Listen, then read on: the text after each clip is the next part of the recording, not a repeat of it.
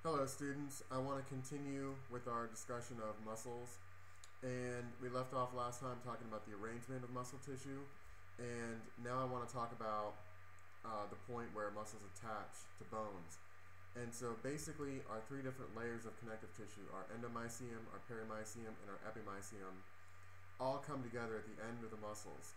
And this connective tissue is what's going to attach to the bone. And remember those perforating fibers in the bone tissue, especially in the periosteum? That is what's going to connect with these different levels of connective tissue in the muscle. And what this does is it gets a very firm and strong attachment point for muscles to bones. And we've talked a little bit about how muscles have lots of blood vessels and nerves. This is basically to supply lots and lots of oxygen and nutrients during intense physical muscle activity and metabolism.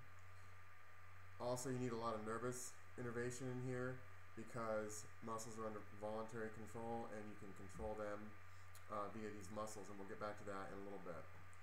Okay, muscle cells. Remember, we also call these muscle fibers because muscle cells are a little bit different than that characteristic or idealized cell that's round. Muscle cells are very long, they're full of fibers. And they develop by these specialized cells called myoblasts, and you see that prefix or that suffix blast to build. And basically what happens is the muscle cells develop actin and myosin proteins and enlarge. They also contain lots and lots of nuclei. So if we take a look at a myoblast here, you can see that the myoblast is going to lengthen and the nucleus reproduces and you get this immature muscle fiber, and you can see that it's becoming longer and longer. You also have some other cells that are associated with muscle cells, and these are called the myosatellite cells. Myosatellite cells are basically maintaining the muscle cells. And what we're going to get to in the next few slides is we're going to start looking at the arrangement of muscle fibers. And a mature muscle fiber can be up to 30 centimeters long, and we'll look at the arrangement of them. Okay, so if we are now focusing on a single muscle fiber, so a single muscle cell, now I want to talk about some of the structures and anatomy of the muscle fibers. So first of all, the muscle fiber is surrounded by a cell membrane. Well, we call this cell membrane of a muscle cell the sarcolemma. And this is basically surrounding the sarcoplasm, which is the cytoplasm of a muscle cell. And the sarcolemma is basically the interface between the rest of the body and the muscle fiber itself, so a lot of stuff's going to happen there. You have these little depressions along the sarcolemma, and these are called transverse tubules, and you might also hear them called T-tubules for short. And the transverse tubules basically carry the message or the action potential from the nervous system to the muscle cell, and it allows the entire muscle cell to contract at once. And the transverse tubules, they're basically the same as the sarcolemma. They're just little depressions of the sarcolemma. Okay, next we have what we call myofibrils, and the myofibrils are basically made up of bundles of protein filaments, and those are called myofilaments. And the myofilaments are really what's responsible for the muscle contraction, the interaction between the two different types of myofilaments. And there are two different types of myofilaments: thin filaments made of the protein actin, and thick filaments made of the protein myosin. So this is really where the action is going on when we're talking about muscle contractions. You also have another structure in here called the sarcoplasmic reticulum, and this is analogous to the endoplasmic reticulum of a regular cell. And this is basically a series of folding membranes that surrounds each myofibril or protein fiber. And what's going to happen here is the sarcoplasmic reticulum has it's basically a series of folded membranes, and in some places those membranes form chambers, and the chambers are attached to the terminal or the transverse tubules, and they're called terminal cisterna. So if we take a look at a cartoon here we can see the overall muscle fiber. And remember, we've got the sarcolemma on the outside of this thing, sarcoplasm inside, and then we've got all of our little myofibrils, our little bundles of protein fibers. Now, if we take a close look here, so we're going to blow up one corner of this, you can see this is our sarcolemma. You can see our transverse tubules coming down right here in yellow, and you can see the opening to the transverse tubules right here along the sarcolemma. And then here we have our sarcoplasmic reticulum in blue in this cartoon. And you can see it's forming a series of folding membranes here, but right there where it intersects with a transverse tubule, it forms a chamber. And that chamber is called a terminal cisterna. And the intersection between one transverse tubule and two terminal cisterna is called a triad. And we'll get to what's going on with all this, all these structures in a little bit. Now, if you take a look at a myofibril itself, you can see that we have basically thick filaments and thin filaments in here in this particular arrangement, which we'll get to. Okay, here's just another cartoon of the same thing. So we have an overall muscle fiber. We've got our sarcolemma surrounding the muscle fiber. We've got our sarcoplasm in here. We've got our transverse tubules in this light white color going down, and you can see the openings to the transverse tubules right here. And then you can see your sarcoplasmic reticulum, which is our series of folding membranes, and then where it's forming a chamber at the end, we call this a terminal cisterna. Okay, and a single transverse tubule and its two associated terminal cisterna forms what we call a triad. And you can also see you've got a nucleus in here and then tons and tons of mitochondria in yellow in this cartoon. Okay, so next I want to talk about those actin and myosin filaments and how they're arranged. Now they're arranged into structures called sarcomeres. And a sarcomere is basically the contractile piece of the muscle itself. And so we're going to look at how they are arranged and how they are going to work. Now, the sarcomeres have an arrangement that's very specific, and they have what we call the A band. The A band is basically the darker band, and in the middle of the A band, you have what we call the M line. The M line is basically the midline. I think of the M for midline of a sarcomere. You've got the H band. The H band is where you have thick filaments, but no thin filaments. And we'll look at a cartoon of this in a second. Then you have the zone of overlap. The zone of overlap is where the thick filaments and the thin filaments are going to overlap each other.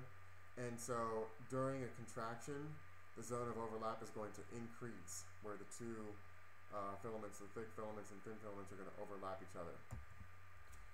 Then you have the lighter band, which is called the I band. And the I band contains two Z lines. So the Z lines are basically at the end of the sarcomere. And they're going to connect to the actin, basically the actin filaments. You also have another protein in there called titin. Titin is basically like a recoil protein that's going to help pull the sarcomere back out after it's contracted. And it also is going to stabilize the filaments in there. So we take a quick look here at a cartoon. Here we have a sarcomere from one I band to the next one Z line to the next Z line over here. And you have what we call the dark band, which is the A band, and then you have the I band, which is the lighter band. The A band contains the myosin filaments, the I band contains the actin filaments. And then at some part of this A band here, you have the zone of overlap. The zone of overlap is where the actin and myosin filaments are going to interact with each other and overlap. And during a contraction, the zone of overlap is going to increase. Okay, you also have what we call the H band. The H band is where you have myosin only, no actin. And in this cartoon, the myosin are the purple color, the actin are the red color, and the titin protein fibers are the green color. Okay, so there's your H band where you only have myosin. Your I band here, you only have the actin. The zone of overlap is where you have both. Okay, you have the midline here, this M line. This is basically the center of a sarcomere, and it's where the myosin filaments are attached. The Z lines on either end is where the actin filaments are attached, and then also where your titin filaments are attached. And you can see that these titin filaments in this cartoon are drawn kind of like a spring here, where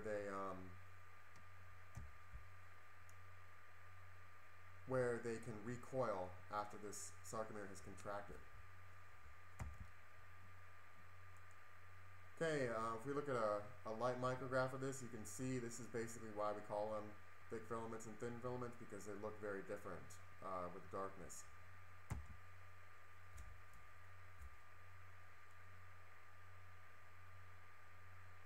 Okay, so a quick overview of the organization of skeletal muscle. This is figure 10.6. This is a really good one, because here you have an overall skeletal muscle surrounded by epimysium. Skeletal muscle is basically a series of bundles or fascicles. Okay, if you look at an individual fascicle, this is surrounded by the perimysium, and a muscle fascicle basically is bundles of muscle fibers. If we look at a muscle fiber, this is now surrounded by the endomysium, and the muscle fiber contains bundles of myofibrils. If we look at a myofibril, this is basically a bundle of actin and myosin filaments arranged in sarcomeres. Okay, so this is a very important to understand the organization in skeletal muscle tissue. Okay, so let's take a look at these different filaments here. Our thin filament is called actin, and we've got a couple different types of actin. We've got what we call filamentous actin, basically a filament. Okay, so that's your F-actin. And then you have a couple of different rows of globular actin. We call it G-actin. And the G-actin is where we're going to bind to the myosin, and where the activity occurs is called the active site. Then we've also got another protein in here called nebulin, which basically holds the two F-actin strands together. Okay, you also have a couple other proteins in here. These are both globular proteins. Tropomyosin, and this is basically a double-stranded protein filament, and the tropomyosin is going to lay over top of the active site on the actin filament and prevent the actin-myosin interaction. And so if we want to get a muscle contraction going, we need to take this tropomyosin and move it out of the way so we can interact between the actin and myosin. Okay, we also have a protein called troponin. This is a globular protein, and it is basically bound to the tropomyosin, and calcium ions will bind to the troponin, so we'll get to that in a minute.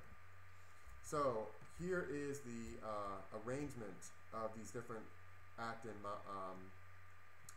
filaments. So here you can see your nebulin, which is basically binding the two together. Here you have your filamentous actin, okay? You've got your two strands right here that are bound together. And then in this cartoon, the yellow area on each little piece of each of these little filaments is the active site on the actin filament. And covering the active site is this tropomyosin, this double-stranded tropomyosin filament. And then bound to the tropomyosin, you have this molecule of troponin right here, which is right here. And so what happens is, during a resting state of a muscle, the tropomyosin is covering the active sites on the actin filament. And so the myosin filament, which we aren't looking at in this picture, the myosin filament cannot bind to the active filament while this tropomyosin is covering it. Okay, and so how do we initiate a contraction? Well, we need to release calcium ions, because calcium ions will bind to the troponin molecule, and that causes a conformational or a shape change in the troponin-tropomyosin protein complex. When this thing changes shape, it slides off and exposes the active sites on the actin filament. And once those active sites are exposed, then myosin can bind. Okay, so now let's look at the thick filaments. Thick filaments are the myosin filaments. And there are several different myosin subunits that are all twisted together. And then they also contain that protein titin that we talked about earlier. And The titin molecule, the titin protein, is basically a protein that helps the sarcomere recoil after it's been stretched. The tropomyosin molecule is made up of a couple of different parts. It's got the tail, and the tail is basically what is twisted around the other myosin filaments or molecules. And attached to the tail is the head. And the head is made up of a couple of globular protein units, and the head is well anchored by the tail to the overall twisted thick filament. And the head is what's going to reach out and attach to the active site on an actin filament when the troponin-tropomyosin complex has been moved out of the way.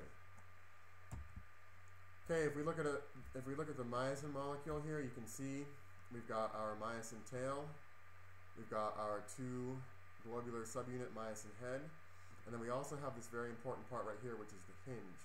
And the hinge allows this head to move back and forth. And the tails of these myosin subunits or myosin molecules are all twisted together, and that makes them very strong. The anchoring points are very strong. And you can see here this M line is basically stabilizing the myosin molecules and myosin filaments. And you can also see your titin molecule, which is coiled, and it's wrapped around here, which helps to pull and recoil this thing out after it's been stretched. Okay, how do the actin or the myosin units work? Well, during a contraction, basically the myosin heads are going to reach up and bind to the active site on the actin filament, and that binding creates what we call a cross bridge. Once the cross bridge forms, in other words, the myosin head has bound to the actin filament, then you get that pivoting of that myosin head on its hinge, and that pivoting is what's going to produce motion or contraction. Okay, so the sliding filament theory basically says that the thick filaments slide, or the thin filaments slide toward the M line alongside the thick filaments. And I'm going to try and demonstrate for you. So if you have thin filaments and thick filaments, the filament length itself does not change. The filaments simply slide closer to each other, and you can see that the overall distance of the sarcomere is going to shorten. So the big deal here is that the filaments themselves don't change length. They slide past each other, and so your zone of overlap is going to increase, and that's what's going to move the Z lines closer together and basically contract the entire sarcomere. Okay, so what I've done here is I'm trying to give you a before and after. So here we have the before the contraction. Now take a look at your zone of overlap. Zone of overlap right here is fairly small. Your H band is fairly big. After a contraction, the M lines basically slid together, and so the H band got smaller. The A band doesn't change because that's basically your myosin band, but the H band does change. Now let me go back and forth here to show you how these Z lines are sliding towards each other, and that zone of overlap is increasing during a contraction. Okay, so that's your sliding filament theory. Now the process of a contraction is pretty complicated.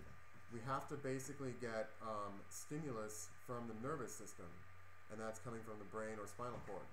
And what happens there is we're going to stimulate the sarcolemma, and this causes what we call the excitation-contraction coupling. And so I'll talk about this in a minute. Now, when you have an actual muscle fiber contraction, what you're doing is you are attaching those myosin thick filaments to the actin thin filaments. And once that attachment happens, then you can get the pivoting on the hinge of that myosin head, and that pivoting is what creates the motion. Now, this is really what's producing tension, because remember that muscles are going to contract, and to contract you need to produce tension. So what I want to do with this process is I want to give you a quick overview, and then I want to go into the details of it, and then I want to give you another quick overview. So this is just the overview of how it works. So here you have basically the interface between a nerve and a muscle fiber. And so the nervous signal comes down through the muscle fiber, and what happens here is we release, there's a little space in between the nerve and the muscle fiber itself, and so we release a neurotransmitter, and that neurotransmitter is called acetylcholine. The acetylcholine is going to bind to the sarcolemma, and that's going to open ion channels, and it's going to allow sodium ions to rush in. Now, when all those positives rush in, we create what we call an action potential. An action potential is basically a difference in electrical charge, and that action potential is going to travel along the sarcolemma and down into the transverse tubules. Now remember, the transverse tubules have the same properties as the sarcolemma, so that action potential is just going to travel right along down it. Now, what is at the bottom of a transverse tubule? Well, two terminal cisterna. And so when that action potential reaches the transverse tubule here and the terminal cisterna, it is going to cause ion channels in the terminal cisterna and basically in that sarcoplasmic reticulum to open. And these are special ion channels. They're ion channels that cause calcium ions to be released. And the terminal cisterna are specialized in storing calcium ions. So once those ion channels are opened due to the action potential coming down, the calcium ions are going to exit the terminal cisterna via diffusion, because we have a high concentration out here, or in here in the terminal cisterna. We have a very low concentration of calcium ions in the sarcoplasm. Once in the sarcoplasm, the calcium ions are going to bind to the troponin on that troponin-tropomyosin protein complex. When that happens, the troponin-tropomyosin protein complex is going to shift and roll off of those active sites on the actin filament and allow the myosin heads to connect to the active site, forming a cross bridge. After that happens, we are going to pivot on that hinge, and that's what's going to lead to muscle contraction and tension starts rising. So we've talked about the overview. Now let's go into all the nuts and bolts. Okay, first I want to talk about what we call the neuromuscular junction. Now this is just the specific interface or connection between the nervous system and the muscular system. It's a junction, okay? And basically what we're doing here is we need to get the signal from the nervous system to the muscle fiber, and then from the muscle fiber down into the muscle fiber. So what we've got here is we've got basically a cartoon of the exposure of the active sites. And so here we have the sarcoplasmic reticulum, the terminal cisterna. And remember, the terminal cisterna are storing calcium ions. And so what happens here is you're basically taking this long filament and taking a cross-section of it and looking at that cross-section on end. And so you can see we've got our myosin filament here, our actin filament here. You can see the myosin heads, myosin head right there. You can see the troponin molecules. You can see your tropomyosin strand. You can see your actin strand right here with the active site in yellow. And so what happens is this is the resting state right here where the cross bridges are not formed. And so what happens is the action potential is going to travel along the sarcolemma down into the transverse tubule, and it's going to open up these calcium ion channels in the sarcoplasmic reticulum. That's going to allow calcium to rush out into the sarcoplasm, and the calcium is going to bind to the troponin molecule. When calcium binds to the troponin molecule, that's going to change the conformation of the troponin-tropomyosin protein complex to where it rolls off of the active site. When that active site is exposed, now the myosin head is going to reach out and bind to the actin filament at the active site, and that's going to form the structure called a cross bridge. Okay, if we look at a close-up of basically the neuromuscular junction right here, you can see that this is the axon of a nerve, and what happens is when the electrical impulse travels along the nerve and it gets to the end, it's going to cause the release of a neurotransmitter. And a neurotransmitter is basically a chemical that's going to transmit the signal from the nerve to someplace else. and in this case it happens to be to the muscle fiber. And the neurotransmitter is called acetylcholine, and there's a little space in between the nervous system and the muscle fiber, and that's called the synaptic cleft or the synaptic gap. Now what's going to happen is this neurotransmitter, the acetylcholine, is going to travel across the synaptic gap via diffusion, and it's going to bind to receptors on the sarcolemma. Now another structure here, the area of the sarcolemma that is basically directly underneath the nerve is called the motor end plate. So we'll be talking about that as well. So this is the figure out of your book, and what we've got going on here is we've got on this side, this is the nervous side. On this side, this is the muscle fiber side. And so we've got a close-up right here of our synaptic cleft. And what happens is when the nervous system or the nervous signal comes down the nerve, it's going to cause a release of acetylcholine right here in red. The acetylcholine will then dump into the synaptic cleft. As the action potential arrives, boom, we start to move these vesicles containing acetylcholine closer to the cell membrane, and then we dump this acetylcholine into the synaptic cleft. The acetylcholine molecules will then diffuse across the synaptic cleft, and you can see that we've got these receptors right here on this side of the muscle fiber. And remember that the area of the muscle fiber, or basically of the sarcolemma, directly underneath the nerve is called the motor end plate. So as the acetylcholine is going to diffuse across, it binds to the receptors at the motor end plate, and that's going to open up ion channels in the sarcolemma itself. Those ion channels are going to allow sodium ions to rush in. And what we're doing here is we're basically taking a lot of positives and moving them from one side of the cell membrane, the sarcolemma, to the other side. And that difference in charge is what we call an action potential. Okay, the action potential is then going to move away from the motor end plate and travel along the sarcolemma and down into the transverse tubules. Now, we haven't talked about these yellow molecules yet, but obviously you want to be able to turn on a muscle contraction. You also want to be able to turn it off really quick. And so these yellow molecules are a molecule called acetylcholine esterase. And the acetylcholine esterase is going to break down the acetylcholine almost instantly after this action potential has been created. And so you can see the action potential is leaving. Now the acetylcholine has been removed from the binding site, the receptors. The sodium ions are now closed, and the acetylcholine esterase is now breaking down the acetylcholine, thereby turning off the signal. And the signal is contract.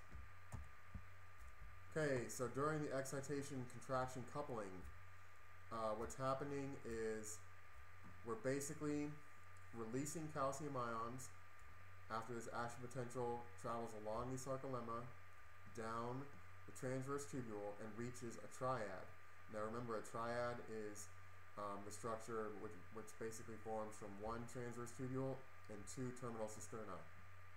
Remember, the terminal cisterna are where the calcium ions are stored, and this is now going to release calcium into the sarcoplasm, and that calcium is now going to bind to the troponin, and when the calcium binds to the troponin, it changes the shape of the troponin-tropomyosin complex and exposes the active site on the actin filaments. Now, for any of this to make any difference, we need to load up those myosin heads with ATP energy, and so we'll get to that next.